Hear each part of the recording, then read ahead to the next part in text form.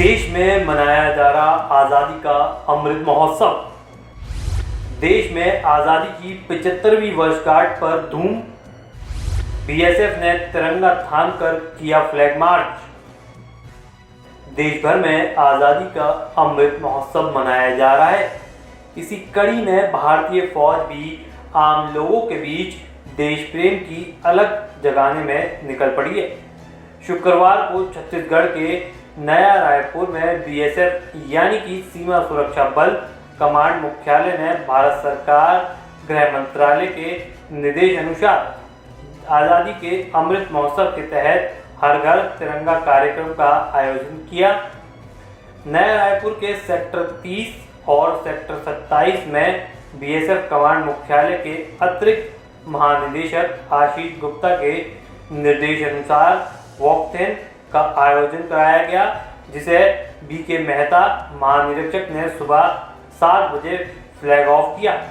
कार्यक्रम में सीमा सुरक्षा बल कमांड मुख्यालय के अखिलेश्वर सिंह, उप महानिरीक्षक धर्मपाल सिंह, उप महानिरीक्षक और अन्य वरिष्ठ अधिकारियों समेत सीमा सुरक्षा बल के 200 अन्य अधिकारी कर्मचारियों ने भाग लिया।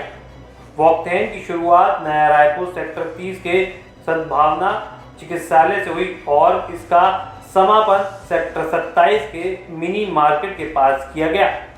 आपको बता दें, ये वॉकथॉन देश की आज़ादी के 75वें वर्षगांठ को मनाने के लिए आयोजित किया गया, जिसमें सीमा सुरक्षा बल के अधिकारियों, अधीनस्थ अधिकारियों और अन्य कर्मियों ने राष्ट्रीय ध्वज के महत्व, ध्वज कोड में भारत सरकार द्वारा किए गए बदलाव को आम नागरिकों को बताया। बीएसएफ के अधिकारियों ने बताया कि इससे सिविलियन में राष्ट्रीय ध्वज के प्रति जागरूकता लाने और दिल में देशभक्ति, देश सेवा की भावना को बढ़ाने का प्रयास किया गया। बीएसएफ के इस कार्यक्रम में नया रायपुर की जनता ने भी बढ़ चढ़ कर भाग लिया और सीमा सुरक्षा बल द्वारा आयोजित इस कार्यक्रम की तारीफ की। सेना के अफसर बीके मेहता ने बताया कि छत्तीसगढ़ और उड़ीसा में सीमा सुरक्षा बल की 16 वाहिनियों को नक्सल विरोधी अभियानों के लिए तैनात किया गया है और सीमा सुरक्षा बल इन दोनों प्रदेशों में बटालियन, सेक्टर और फ्रंटियर स्तर पर आज़ादी का अमृत महोत्सव कार्यक्रम के अंतर्गत कई कार्यक्रम चला रही है।